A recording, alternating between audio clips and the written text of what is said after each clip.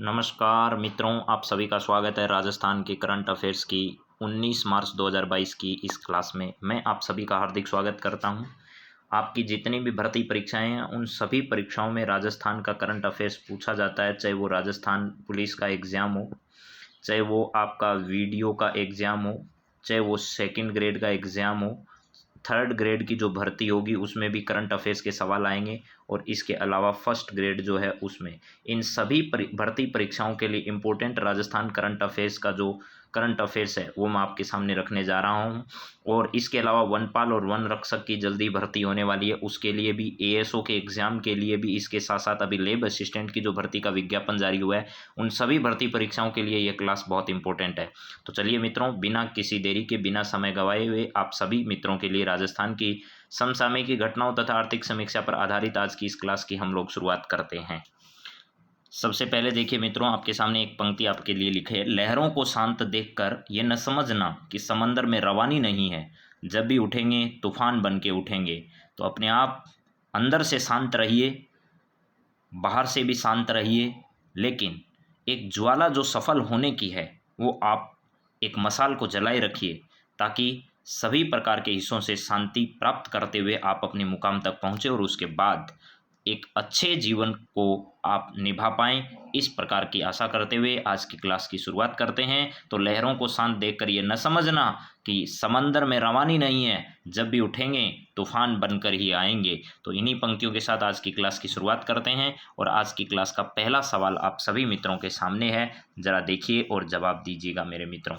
सभी डिटेल के साथ सवाल आपके सामने डिस्कस करने में जा रहा हूँ। तो देखिए, राज्य के किस जैविक उद्यान में टाइगर सफारी शुरू करने की बातचीत चल रही है अभी हाल ही में? राज्य का ऐसा जैविक उद्यान कौन सा है जिसमें टाइगर सफारी जो है वो टाइगर जो सफारी है वो शुरू करने की बातचीत जो है वो चल रही है? तो आपको यह बताना है। तो सबसे पहले तो ये ध्यान रखिएगा, इसमें जैविक उद्यान कौन कौन सा है। अभेड़ा कोटा में है, नाहरगढ़ जयपुर में है। ये नाहरगढ़ कहाँ पर है मेरे मित्रों? नाहरगढ़ आपका जयपुर में है, नाहरगढ़ जयपुर में है। और इसके अलावा यहाँ सज्जनगढ़ जो है वो उदयपुर। ये सब आपके सामने लिखी हुई है। तो इसका सही जवाब जो मेरे मित्रों वो है आपका नाहरगढ़, क्या है, जयपुर में।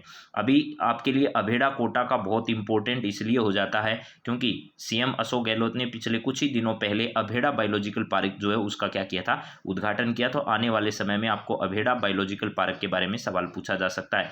तो जयपुर का जो नाहरगढ़ बायोलॉजिकल पार्क है वहाँ पर अभी जल्द ही टाइगर रिजर्व जो टाइगर सफारी है उसको शुरू करने के लिए चर्चा चल रही है। तो आने वाले समय में टाइगर जो है वो सफारी, टाइगर सफारी के लिए आपको रणथंभौर जाने की ज़रूरत नहीं पड़ने वाली। जो जयपुर के हैं उनके लिए नाहरगढ़ में ही इस प्रकार की व्यवस्था जो है वो सरकार के द्वारा की जा रही है और सरकार इसके लिए भरसक प्रयास कर रही है।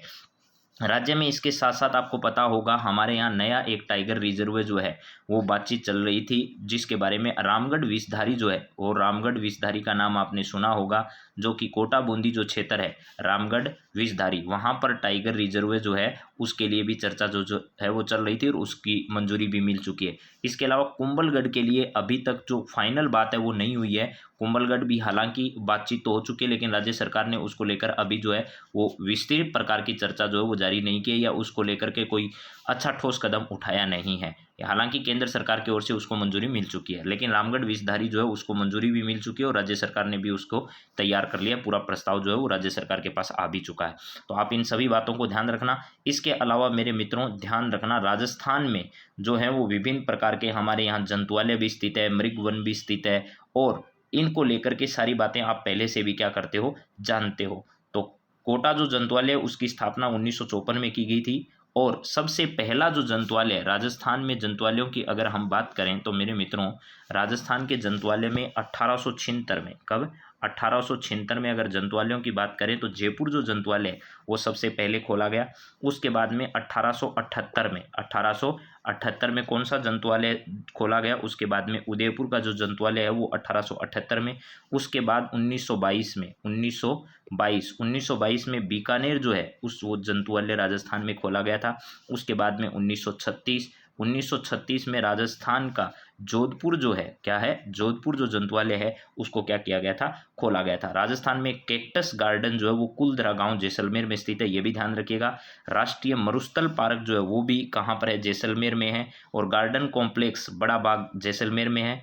और भारत सरकार द्वारा शाहगढ़ जो बल्ज क्षेत्र है जैसलमेर में, वहाँ चीता पुनर्वास योजना के लिए उस क्षेत्र को पहले चुना गया था। तो अभी तक चीते लाने की योजना भारत सरकार बना रही है, लेकिन भारत में अभी तक इस प्रकार की कोई व्यवस्था नहीं की गई है। तो आप सभी मेरे हिसाब से इन बातों को जानते हो। पहला सवाल था, राज्य के किस जैविक उद्यान में टाइगर सफारी शुरू करने जा रहा है सरकार के द्वारा, तो नाहरगढ़ जो है वो कहाँ पर है, ये जयपुर में। जहाँ पर आपको पता होगा नाहरगढ़ में पहले से भी आपने सुन रखी होगी, नाहरगढ़ जो बायोलॉजिकल पार्क है, यहाँ पर आपने बहुत सारी बातें पहले से सुनी होगी। और नाहरगढ़ जो महल वहाँ पर बन रखे हैं वो भी आपने बहुत देखे होंगे। तो यहाँ नौ एक जैसे महल जो हैं वो माधो सिंह जी के द्वारा भी यहाँ पर बनाए गए हैं अपनी रानियों के लिए। तो ये भी आप लोग ध्यान रखने। चलिए आगे बात करते हैं, अब अगले सवाल की ओर बढ़ते हैं। अगला सवाल हमारा क्या है जरा देखिएगा और इसके बारे में विस्तार से बात करिए। राम लुभाया समिति का संबंध इनमें से किससे, बहुत इंपॉर्टेंट सवाल है, आगामी आने वाली परीक्षाओं की दृष्टि से यह आपको बताना है कि राम लुभाया जो समिति है इसका संबंध इनमें से किस क्षेत्र से है।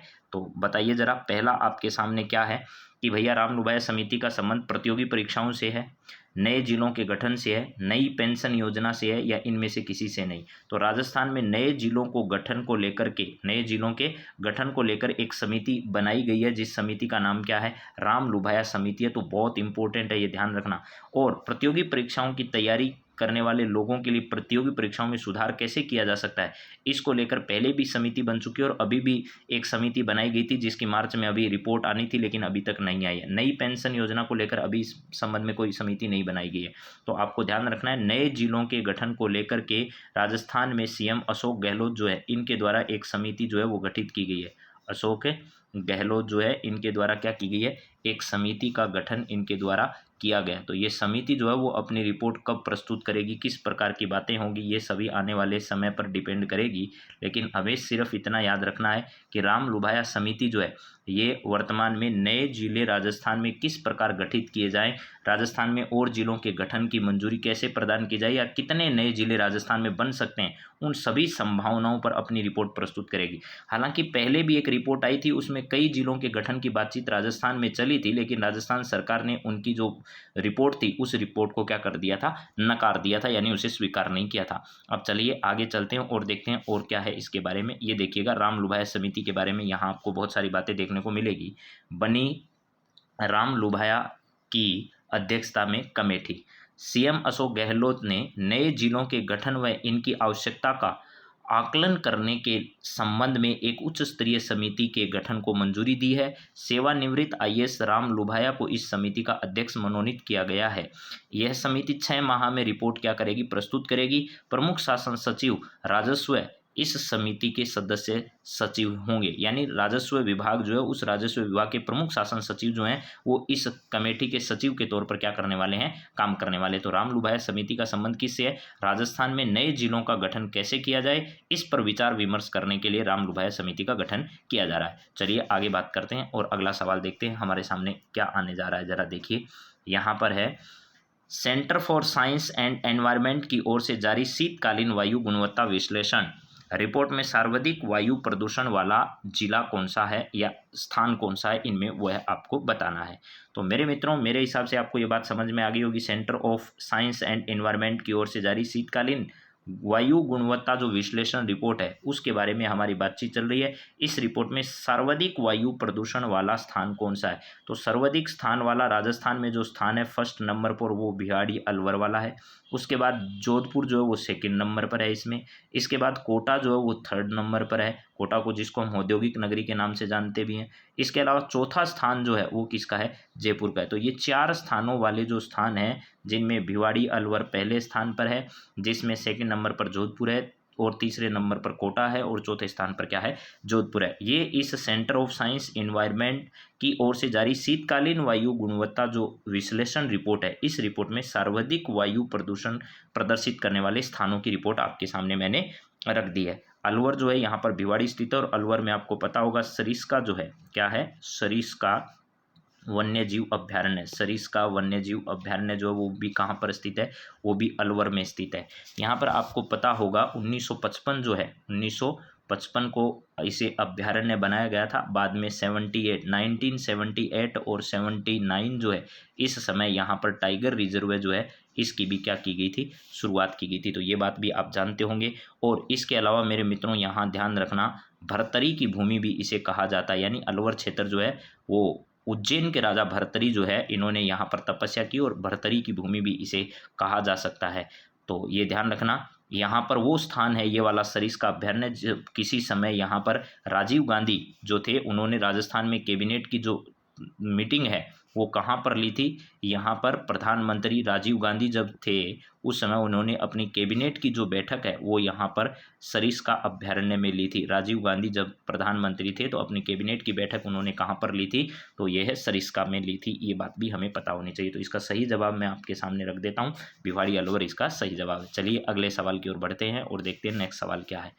अगला सवाल भी इसी प्रकार का है, चुप्पी तोड़ो। यहाँ पर क्या है, चुप्पी तोड़ो अभियान के बारे में हम लोग बात करेंगे। चुप्पी तोड़ो सियानी बनो अभियान स्कूली बालिकाओं को माहवारी स्वच्छता प्रबंधन, गुड टच बैड टच के बारे में जागरूक करने हेतु किस जिले के जिला कलेक्टर द्वारा यह अभियान अभी हाल ही में शुरू किया गया है। आपको उस जिले के कलेक्टर का नाम बताना है, यानी नाम नहीं बताना, तो नाम तो हम बता देंगे आपको। उनका नाम है विशाल, क्या नाम है, विशाल नाम है उनका। आपको सिर्फ इतना बताना है कि भैया ये कौन से ज़िले के कलेक्टर है। थोड़े दिन पहले भी एक मैंने अभियान इनके संदर्भ में आपको बताया था, लोगों को जो सरकारी सेवाएं उपलब्ध होती है उनको घर घर जाकर सरकारी सेवाएं उपलब्ध करवाने के लिए भी इन्होंने क्या की थी, इस प्रकार की कई पहल शुरू कर रखी है पहले तो विशाल जो हैं वो जयपुर के जिला कलेक्टर हैं। कहाँ के हैं, जयपुर के जिला कलेक्टर हैं। और इन्होंने महामारी के दौरान होने वाली जो महिला और बच्चियों की मृत्यु है उसके प्रति जागरूकता फैलाने के लिए जयपुर से ही कौन सा अभियान, चुप्पी तोड़ो, चुप्पी तोड़ो सियानी बनो, ये चप्पी नहीं है, चुप्पी तोड़ो है। क्या है, चुप्पी तोड़ो है। यहाँ पर भी मैं कर देता हूँ, चुप्पी तोड़ो सियानी बनो अभियान जो है वो स्कूली बच्चियों के लिए इन्होंने माहवारी स्वच्छता प्रबंधन के लिए शुरू किया है। तो ये अभियान कहाँ से शुरू किया गया है, जयपुर से शुरू किया गया। और जयपुर राजधानी है, जयपुर में विभिन्न प्रकार के स्थान जो हैं वो बहुत अच्छे स्थित हैं, ये भी आप बन जानते हैं। प्लस इसके स्थान पर आप अशोक विहार मृग वन भी जयपुर में स्थित है, पुलिस स्मृति वन भी स्थित है, यहाँ पर मयूख गार्डन जैसी चीज़ें जो मालवीय नगर में स्थित है, इको टूरिज्म पार्क है, जीरोफिटिक गार्डन यहाँ पर स्थित है। ये सारी स्थिति जो है, संजय उद्यान मृग वन भी यहाँ पर स्थित है, अशोक विहार मृग वन भी यहाँ पर जयपुर में क्या है, स्थित है। तो इसका सही जवाब जो है वो क्या है, जयपुर है। जयपुर के जिला कलेक्टर जो हैं वो कौन है, विशाल हैं। और इनके द्वारा जयपुर में बच्चियों के लिए ये अभियान शुरू किया गया। प्लस इसके साथ साथ टीचर्स को भी इसके बारे में ट्रेनिंग जो है वो क्या की जा रही है, दी जा रही है। तो यहाँ पर मैं लिख देता हूँ, अभियान ऊपर भी लिखा हुआ है, हालांकि यहाँ भी लिख देता हूँ, चुप्पी तोड़ो सियानी बनो, चुप्पी तोड़ो सियानी बनो, सियानी बनो। ये अभियान जो है वो कहाँ से शुरू किया गया है, चुप्पी तोड़ो सियानी बनो नहीं है, बनो है। ठीक है, तो इस बात को आप लोग शायद ध्यान दे पाओगे। तो आगे चलते हैं और अगले सवाल पर देखते हैं क्या है हमारी बातचीत। सियानी बनो ये अभियान जो है वो जिले के कलेक्टर द्वारा अभी हाल ही में क्या किया गया है, शुरू किया गया है। इसके अलावा अजमेर जो है वो राजस्थान का हृदय स्थल है, आप लोग ये बात बहुत अच्छे से जानते हैं। यहाँ ख्वाजा साहब की दरगाह स्थित है। और इसके अलावा यहाँ पर बहुत सारे रमणीक स्थान है। इसके अलावा यहाँ पर आरपीएससी का मुख्यालय, मुख्य बात यह है। इसके अलावा बीएसईआर माध्यमिक शिक्षा बोर्ड जो है उसका मुख्यालय भी यहाँ पर क्या है, स्थित है। ये बातें हमें ध्यान रखनी है। चूरू जो है वो शेखावाटी क्षेत्र में आता है। चूरू कहाँ आता है भैया, शेखावाटी क्षेत्र में आता है। और शेखावाटी क्षेत्र जो है अभी हाल ही के होली पर किए गए यहाँ के चंग नृत्य, और जो शेखावाटी क्षेत्र में होली पर डफ नृत्य किया जाता है वो शेखावाटी क्षेत्र का बहुत बड़ा प्रसिद्ध है। अब चलिए अगले सवाल की ओर बढ़ते हैं और देखते हैं हमारा अगला सवाल जो है वो क्या है। ये सवाल है मेरे मित्रों, हमारा अगला सवाल, जिसके बारे में स्पेनिश पैरा बैडमिंटन टूर्नामेंट में 2 गोल्ड मेडल सहित कुल 4 पदक जीतने वाले खिलाड़ी का नाम क्या है। राजस्थान के एक ऐसे खिलाड़ी हैं जो पैरा बैडमिंटन से संबंध रखते हैं। 2 उन्होंने क्या जीते हैं, गोल्ड मेडल जीते हैं। प्लस इसके साथ साथ 2 गोल्ड सहित टोटल मिलाकर कुल 4 पदक जो हैं वो इन्होंने क्या किए हैं, हासिल किए हैं। तो आपको ये बताना है उस खिलाड़ी का नाम क्या है। पैरा बैडमिंटन खिलाड़ी है। इसके अलावा मैं आपको एक हिंट भी दे देता हूँ इसमें, ये जो है वो पैरा ओलंपिक, जो टोक्यो ओलंपिक हुआ था, पैरा टोक्यो ओलंपिक, उस टोक्यो ओलंपिक में भी राजस्थान का नाम रोशन कर चुके हैं। अब तो शायद आपको याद आ जाएगा, टोक्यो ओलंपिक जो थे उनमें भी राजस्थान का नाम जो है वो रोशन कर चुके हैं। तो ऐसे खिलाड़ी का नाम इनमें से एक ही है जो आपको बताना है। तो देखिए गौरव खन्ना जो हैं, गौरव खन्ना साहब तो कोच हैं, खिलाड़ी नहीं हैं, अब ये ध्यान रखना है। तो गौरव खन्ना किसके कोच हैं? तो ये कृष्णा नागर के कोच हैं, कृष्णा नागर के कोच हैं। जब ये राष्ट्रीय टीम के बतौर खेलते हैं तो इनकी कोचिंग कौन करते हैं? तो गौरव खन्ना साहब करते हैं। यह है राजस्थान की परीक्षाओं में पूछा जा चुका सवाल है कि कृष्णा नागर के कोच का नाम क्या है? गौरव खन्ना है। ये राजस्थान के एसआई यानी आरपीएससी एसआई की परीक्षा में, आरपीएससी एसआई का जो एग्जाम हुआ अभी, उस एग्जाम में ये सवाल पूछा जा चुका है। मानसी जोशी राजस्थान की खिलाड़ी है, और लेकिन ध्यान रखिएगा ये स्पेनिश पैरा बैडमिंटन टूर्नामेंट में इन्होंने भी पदक हासिल किया है। यादवेंद्र सिंह जो हैं वो राजस्थान जब आते हैं, यानी राजस्थान में जब अपनी तैयारी करते हैं, कौन? ये कृष्णा नागर साहब। तो राजस्थान में इनके जो कोच हैं, राजस्थान के एसएमएस स्टेडियम जो इनके कोच हैं, उन कोच का नाम क्या है? यादवेंद्र है। और राष्ट्रीय स्तर पर जब खेलते हैं या अंतर्राष्ट्रीय स्तर पर खेलते हैं तब कृष्णा नागर के जो कोच हैं वो कौन है? गौरव खन्ना साहब हैं। ये बात आप बहुत अच्छे से मेरे हिसाब से जानते हैं, और टोक्यो ओलंपिक में भी इन्होंने पदक जो है वो हासिल किया है। ये सारी बातें आपकी परीक्षा की दृष्टि से इंपॉर्टेंट है। अब आगे बढ़ते हैं और देखते हैं और कौन कौन सी बातें हमें जाननी चाहिए इस संदर्भ में। अब देखिए पहला पॉइंट आपके सामने यही है मेरे मित्रों कि स्पेनिश पैरा बैडमिंटन टूर्नामेंट में कृष्णा ने जीते 2 गोल्ड समेत 4 पदक। स्पेन जीत लिया, अब ब्राजील की बारी है। भारतीय दल ने कुल मिलाकर 11 पदक जो हैं, 11 स्वर्ण पदक इसमें जीते और 34 पदक इसमें प्राप्त किए, यानी 11 तो स्वर्ण पदक प्राप्त किए। ये कृष्णा नागर, आप इनकी फोटो देख पा रहे होंगे। टोक्यो पैरा ओलंपिक में गोल्ड जीतने के बाद मेरी जिम्मेदारी बहुत अधिक बढ़ गई है।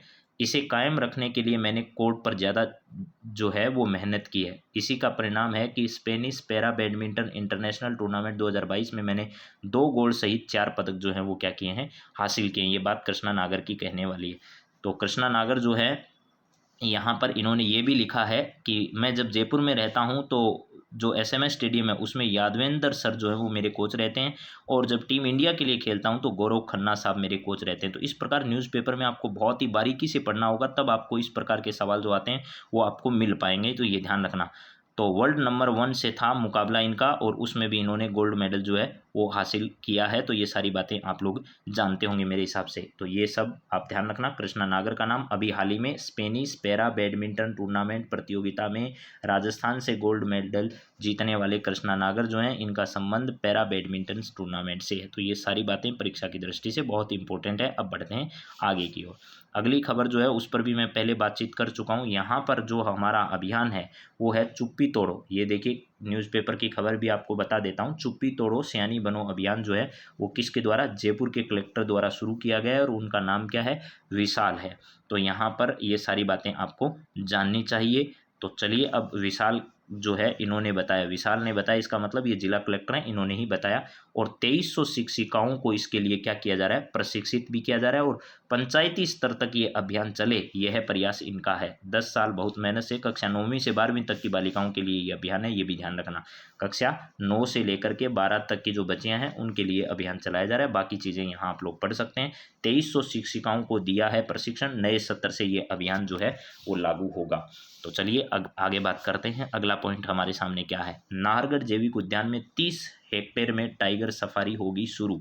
ये बात भी मैंने आपके सामने रख दी है। यूडीएच शांति धारीवाल जो इस मंत्रालय के मंत्री हैं, विधानसभा में अनुदान मांगों के जवाब के दौरान इंफ्रास्ट्रक्चर और पर्यटन दृष्टि से की है घोषणा।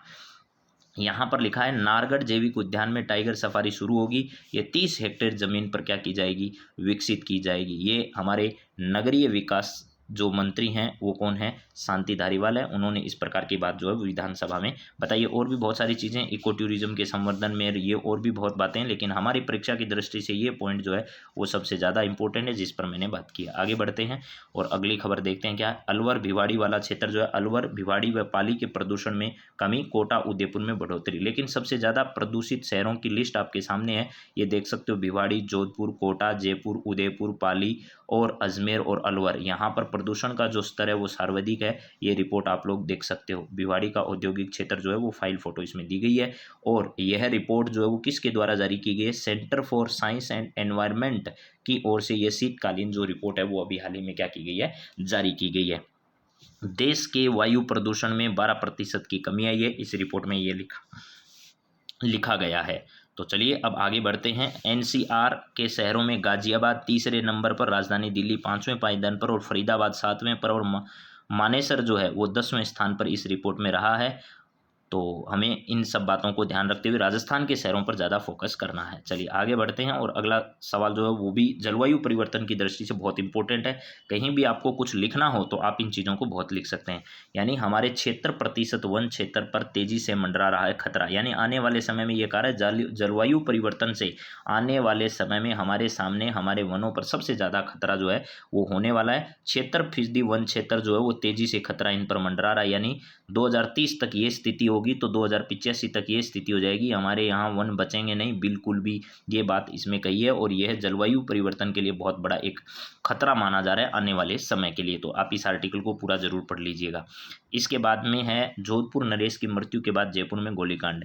यानी जोधपुर के महाराजा थे उस समय हनुमंत सिंह, और पहली जो विधानसभा के चुनाव हुए उस समय की ये घटना है। और इस कहानी को आप पूरा पढ़ लीजिएगा। 1952 की ये घटना है। 1952 में जोधपुर के महाराजा हनुमंत सिंह जब ये पहला चुनाव लड़ रहे थे उस समय उनकी एक हेलीकॉप्टर दुर्घटना में निधन हो चुका था। और वो किस प्रकार निधन हुआ, इस प्रकार के आर्टिकल से कई बार सवाल बन चुके हैं, तो इसलिए मैं आपको बता रहा हूँ। हनुमंत सिंह जब चुनाव लड़ रहे थे तो उस समय उनका हेलीकॉप्टर जिस समय नतीजे आने वाले थे उस समय तार में अटक कर क्या हो गया था, क्रैश हो गया और उनकी मृत्यु हो चुकी थी। उसके बाद पूरे राज्य में जो है वो हालात खराब हो चुके थे और पुलिस ने गोलियां बरसा दी। बाद में विरोध प्रदर्शन के बीच और 3-4 लोगों की इसमें मृत्यु हुई, कई लोग इसमें घायल हुए थे। तो ये पूरी जानकारी जोधपुर नरेश जो हैं वो हनुमंत सिंह के बारे में यहाँ पर दे रखी है, आप इसको पढ़ सकते हैं। 28 व्यक्ति इसमें घायल हुए थे और इसमें 3 व्यक्ति जो हैं उनकी मृत्यु भी हुई थी। तो चलिए आगे बढ़ते हैं और देखते हैं अगली खबर क्या है।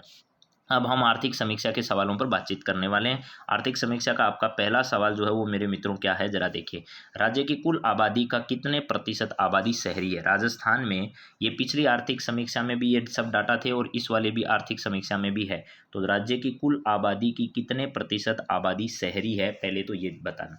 राज्य की आबादी कितनी है, पहला पॉइंट तो आपको यह याद होना चाहिए। 6.85% आबादी, 6.85 करोड़ जो आबादी है वो राज्य की है, ये बात आपको ध्यान होनी चाहिए। 6.85 करोड़ 2011 की जनगणना के अनुसार हम लोग बात कर रहे हैं। ये सब आर्थिक समीक्षा में दे रखा है, मैं अपनी तरफ से कुछ भी नहीं पढ़ा रहा हूँ।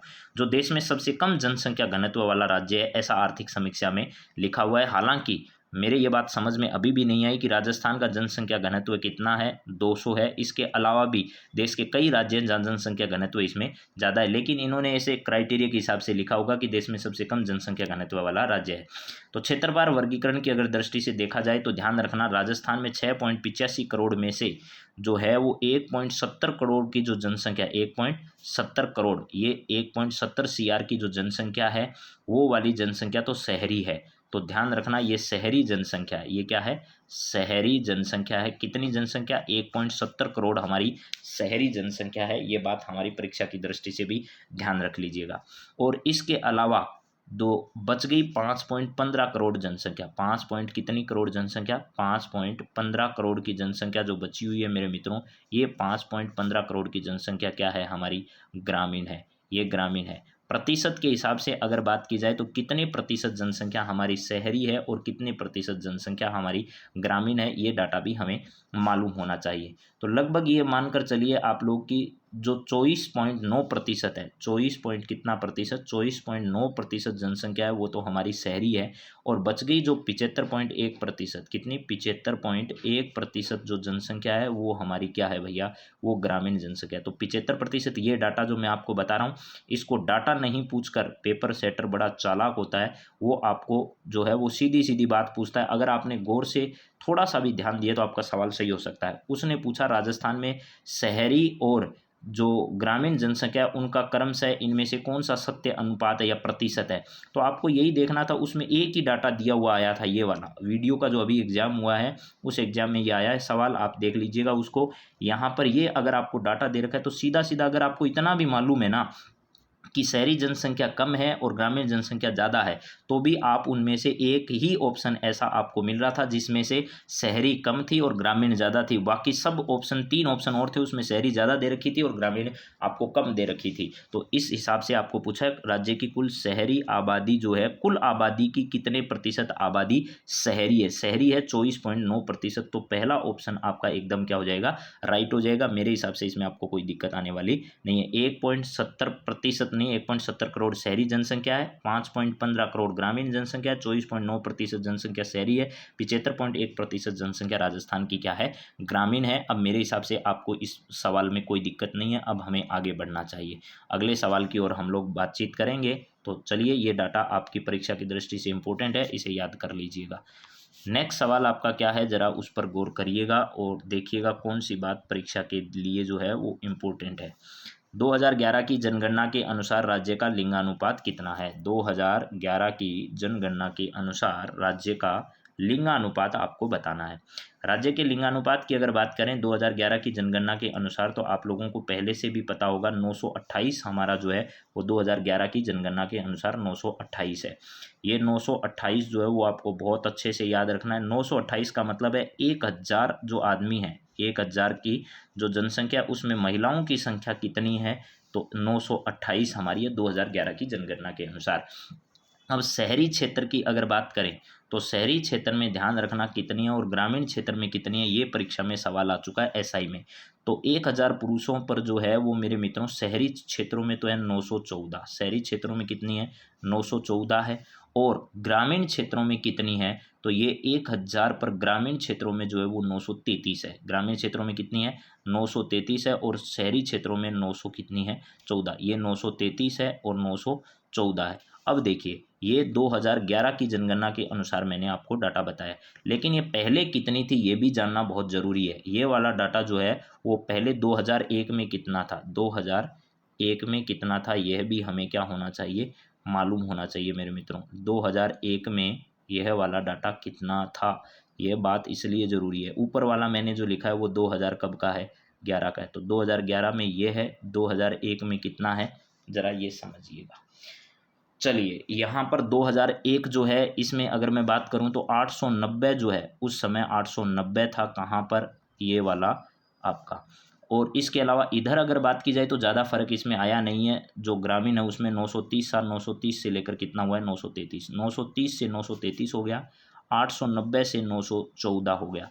ये बात आपको ध्यान रखनी है, 890 से 914, 930 से 933। तो यहाँ पर वृद्धि कितने की हुई है, तो यहाँ पर वृद्धि हुई है 3 की। और यहाँ पर वृद्धि कितने की हुई है, यहाँ पर वृद्धि हुई है 24 की। तो मेरे हिसाब से ये डाटा आपको याद हो जाएगा, कोई दिक्कत वाली बात आएगी नहीं। तो 914, 890, 933 मैंने सारी बातें क्लियर कर दी है। 914 जो है वो कौन से का है, तो ये है आपका ग्रामीण का, ठीक है, यानी रूरल का है। और ये जो आपका 890 है, 933 अब जो आया है वो तो किसका है, ये तो 914 जो आया है वह है आपका ग्रामीण और शहरी का, दोनों का आपको पता ही होगा। ये तो आपका आया है किसका, ग्रामीण का यानी रूरल का, और ये आया है आपका अर्बन का। तो मेरे हिसाब से 914 और 900 आपको 33 का डाटा क्लियर हो गया होगा। ये शहरी है, सह लिख देता हूँ यहाँ, शहरी, और ये याद आ जाएगा। ये क्या होगा, ग्रामीण। एक बार बीच में यहाँ पर आर लिखा गया था, उसके लिए माफ़ी चाहता हूँ। आगे बढ़ते हैं और अगले सवाल की ओर हम बातचीत करने वाले हैं। वृद्धि कितने की, यहाँ 24 की, और यहाँ कितने की, 3 की। शहरी में कितनी वृद्धि है, ग्रामीण में कितनी वृद्धि है, ये बात बहुत ज़्यादा अच्छे ढंग से याद रखना है। चलिए आगे बढ़ते हैं और अगले सवाल की ओर रुख करते हैं कि हमारा अगला सवाल क्या है, ज़रा देखिएगा। यहाँ पर सवाल है 2011 की जनगणना के अनुसार राज्य की शहरी और ग्रामीण लिंगानुपात बताइए ज़रा। तो मैंने अभी अभी बताया है कि भैया राज्य की शहरी जनसंख्या जो लिंगानुपात कितना है और ग्रामीण लिंगानुपात कितना है, 2011 की जनगणना के अनुसार आपसे पूछा जा रहा है। तो शहरी जो है वो 914 है, ये बात अभी अभी आपको बता कर आया हूँ। 914 कौन सा है, शहरी है। और ग्रामीण कितना है, तो ग्रामीण 933 है, ग्रामीण 933 है, ये बात मैंने अभी अभी क्लियर की है। ये 933 कितने से हुआ है, 930 से 933 हुआ है। और ये कितने से हुआ है, तो 890 से 914 हुआ है, यानी 24 की वृद्धि यहाँ, 3 की वृद्धि यहाँ। अब डाटा एकदम क्लियर हो गया होगा, 914 और 933 एकदम सही जवाब आपका ए ऑप्शन होगा। चलिए आगे बढ़ते हैं और अगले सवाल का रुख करते हैं। और अगला सवाल क्या है, जरा ये भी देख लीजिएगा। तो यहाँ पर मेरे मित्रों अगला सवाल है 2011 की जनगणना के अनुसार राज्य में शहरी व ग्रामीण लिंगानुपात में वृद्धि क्रमशः कितनी हुई है, ये बताइए। 2011 की जनगणना के अनुसार राज्य में शहरी और ग्रामीण लिंगानुपात में वृद्धि क्रमशः कितने की है। शहरी और ग्रामीण जो है इसके हिसाब से वृद्धि आपको बतानी है। तो शहरी में वृद्धि कितनी, ग्रामीण में वृद्धि कितनी। ग्रामीण में 3 की वृद्धि है, 930 से 933 हो गया, 933। ये लो जी, कितने से हुआ है, 930 से हुआ है, यानी गाँवों में पहले भी संख्या ज़्यादा थी। यहाँ पर कितना हुआ है, 914 हुआ है। साहब शहर वाले ज़्यादा समझदार हैं और पढ़े लिखे लोग जो हैं वो क्या करते हैं, आपके सामने ये डाटा है। तो 830 से लेकर के 890 से लेकर के 914 तक का ये डाटा पहुंचा है। तो यहाँ पर 24 है और यहाँ पर कितना है, 3 है। तो मेरे हिसाब से 24 और 3 आपको समझ में आ गया। पहले शहरी है तो 24 है और बाद में 3 है। तो ये सब बातें आपको परीक्षा की दृष्टि से याद रखना है। एसआई के पेपर में ये सवाल आ चुका है, इसलिए मैं फोकस कर रहा हूँ। इन सारी बातों पर आपको ध्यान रखना होगा। आगे बढ़िए और अगले सवाल पर नज़र दौड़ाइए ज़रा। क्या है अगला सवाल आपकी स्क्रीन पर। आपकी स्क्रीन पर जो सवाल आया है मेरे मित्रों, बहुत ही अच्छा सवाल है। 2011 की जनगणना के अनुसार राज्य की शहरी व ग्रामीण साक्षरता बताइए ज़रा। अब डाटा साक्षरता का आया है तो ध्यान रखिएगा, राज्य की जो साक्षरता प्रतिशत है वो कितना है। 1961 से 2011 के दौरान साक्षरता दर में लगातार वृद्धि हुई है, ये बात आप बहुत अच्छे से जानते हैं। और 2001 में यह जो हमारा डाटा था वो कितना था, 60% के आसपास ही था। कितना, 60.4% 2001 का था। ये वाला 60.4% कितने का है, 2001 का है। समझ में आ गई बात। इसके बाद अब 2011 जो है, इस 2011 में हमारी स्थिति कितनी हो गई है, तो 66.11 की हुई है।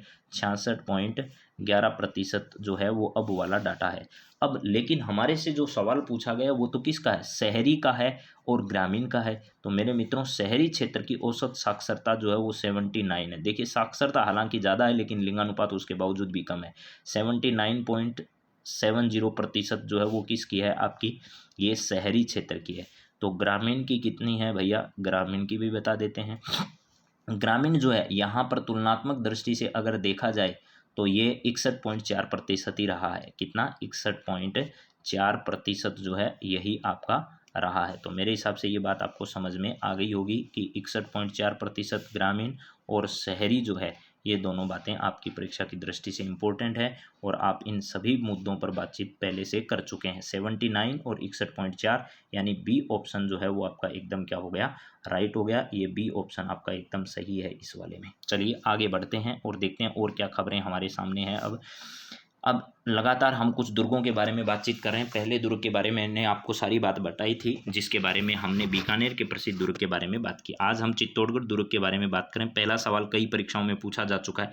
चित्तौड़गढ़ जो है वो एक गिरि दुर्ग की श्रेणी में आता है। यही सवाल कई बार आ चुका है। आप देख सकते हैं कितना भव्य है यह है जो चित्तौड़गढ़ दुर्ग जो है वो आपके सामने इसकी भव्यता जो है वो ये बयां कर।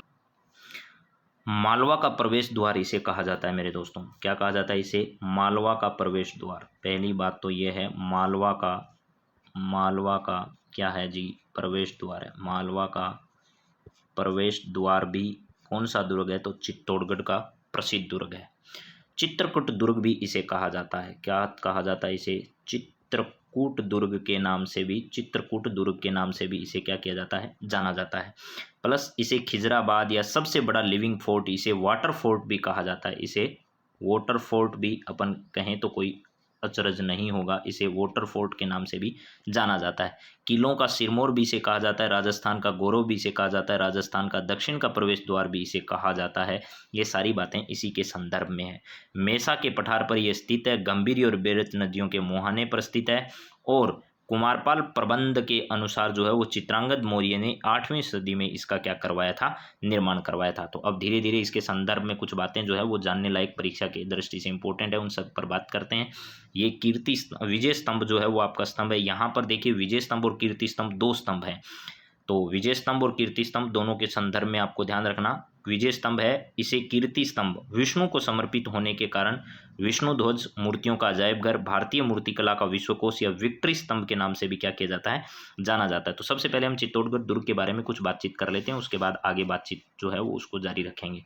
पहला आपके सामने पॉइंट जो आया है मेरे मित्रों क्या है, चित्तौड़गढ़ दुर्ग का निर्माण जो है वो 7वीं सदी में चित्रांगद मौर्य के द्वारा किया गया। चित्तौड़गढ़ दुर्ग राज्य का सबसे बड़ा प्राचीनतम दुर्ग है।